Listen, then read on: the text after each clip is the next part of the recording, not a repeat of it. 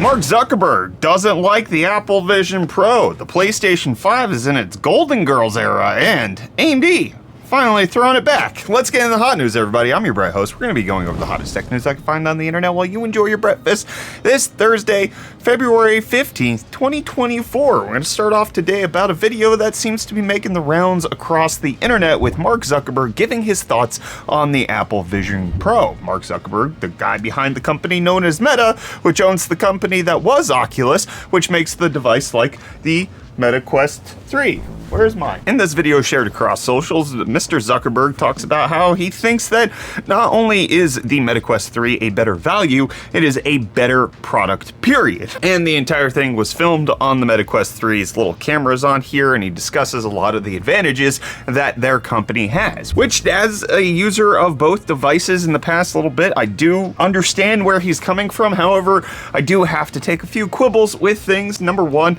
I think if the Vision Pro launched at $500 where the Quest 3 is, there would be no conversation about the Vision Pro being a better product than the Quest 3. Number two, he talks a lot about software, which is going to take some time to develop. As I've discussed at length in many of my discussion points of the Vision Pro, Oculus has been developing this space for quite some time, and we are still on less than 2 weeks since the Vision Pro launched. It takes a while to build out infrastructure and a software ecosystem, and just, yes, the Quest is better for that, but that reason is what led a lot of people to compare Mark Zuckerberg's video with Steam Vault Bomber talking about the iPhone. He laughs it off, talks about how the price point makes absolutely no sense. $500 for an iPhone with a full subsidy? Are you freaking kidding me? Additionally, talking about how their stuff is cheaper, it's better, it has a wider install base, it has a keyboard, and business users are never going to use iPhones because they don't have a keyboard, and that he wants to see where it develops in a few years because people clearly are not going to use the Apple devices. And while I can see that there are merits to what Mark Zuckerberg talks about, I do think it feels very similar. That why is he even talking about this instead of talking about what Meta has coming out in the future? It's an intriguing move. Not sure it's the wisest thing that he could have done, but I didn't hear him say sweet baby Rays, not even once. But you know what you're gonna hear me say? Today's video is sponsored. Today's video is sponsored by Soylent. Soylent is a complete nutrition brand with a science-based take on health and wellness. And no, there are no people in Soylent, not even in the mint green flavor, but it is powered by people hard at work to bring the world's most perfect food to you. Recently, we added the Xbox mini fridge to the office, so the guys here stop leaving food in my family's refrigerator. And since then, I've been keeping it stocked up with my favorite Soylent flavor, Cafe Mocha. Aside from being delicious, Soylent offers science-backed nutrition. Formulated with the perfect blend of macro and micronutrients, every ingredient has been researched and handpicked to come together as a perfect blend of nutrients for you, ending in a drink that delivers 20 grams of complete plant protein and 28 vitamins and minerals. Even better than just being healthy, Soylent is also super convenient. Soylent drinks are portable, don't need to be refrigerated, and are shelf-stable for over a year. Soylent is a no-mess, no-cleanup, no-brainer. As the only food company that boasts the US-grown sustainable soy certification, Soylent is committed to using less wasteful production methods and ingredients in their products. So you can join me and the 40,000 people who voted Soylent Product of the Year in a Kantar survey in making Soylent a part of your day. You can check out the link in the video description and use code UFDTech30. The first 500 people to use our link and code will receive 30% off of their first order. Big thanks again to Soylent for sponsoring today's video. And while Soylent isn't people, it turns out people might be part of the downfall of AI, especially when it comes to large language models that are trying to be commercialized. And one of the lawsuits targeted at OpenAI and their use of copywritten work has been deemed being able to move forward. Now, a lot of this lawsuit, which is by comedian Sarah Silverman, has been stripped down to different parts because there were multiple things, including suing them for negligence, unjust enrichment, DMCA violations, and accusations of vicarious infringement. All of those have been stripped away from the main lawsuit, and it's just going to be the principal claim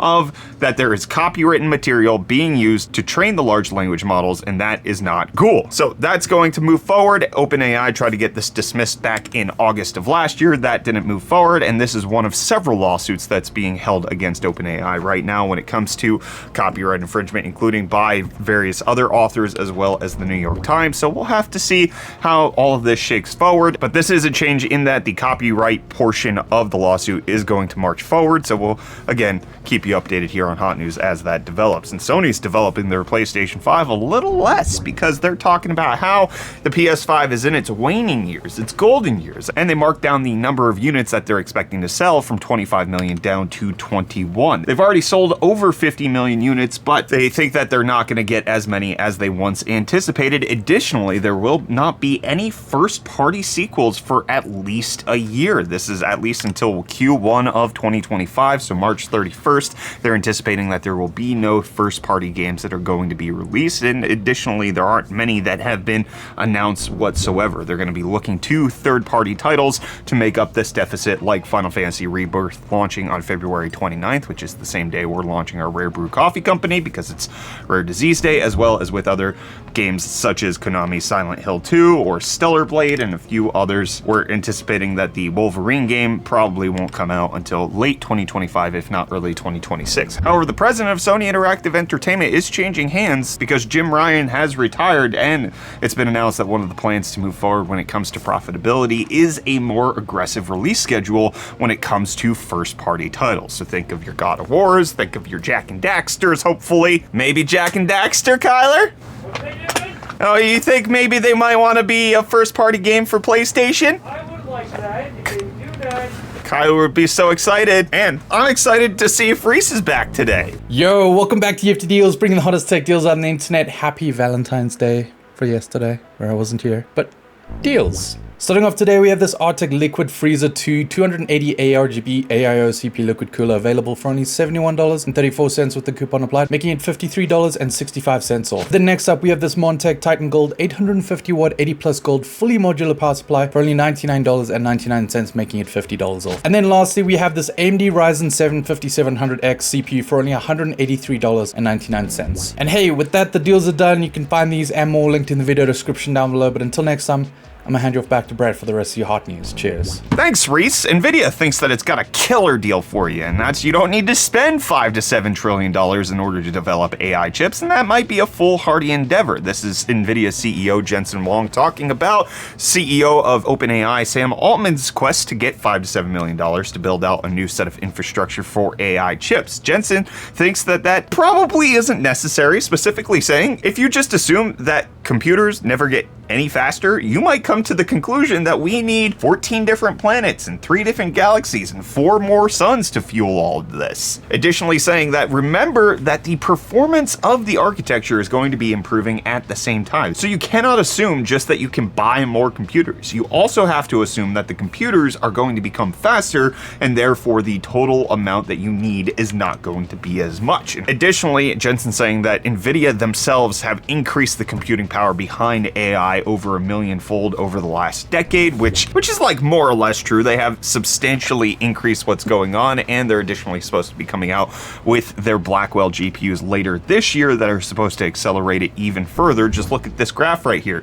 That's an unknown amount of improvement. Look at how gradiented that graph is, which does make a lot of sense. Sam Altman thinks that we need more chips immediately, but to build out the $5 to $7 trillion in infrastructure to get fabrication facilities up and running, you're not getting those chips for a very long time. So investing in the architectural development, potentially even just getting AMD to compete with Nvidia when it comes to having full-scale AI chips that can be sold would be more advantageous, at least according to all of the details that are here. So I tend to agree a little bit more with Jensen on this one. Obviously, he wants to be the one who's going to make all of those chips. Why fund competitors? Why have money from sovereign wealth funds when you can just trust good old Team Green? I trust Nvidia with my whole heart. Kyler doesn't, turns out, which is good because AMD wants to get your heart back, or at least get it to lag a little less, because Anti-Lag Plus allegedly coming back to video games very soon. You might remember this little piece of technology, which is similar to Nvidia's Reflex, was pulled out of video games because it would cause anti-cheats in games like Call of Duty Modern Warfare 2, PUBG, Counter-Strike 2, to make it so that gamers would get banned. It just triggered everything. And when an AMD employee was asked, hey, when's this coming back? It was, yes, coming soon.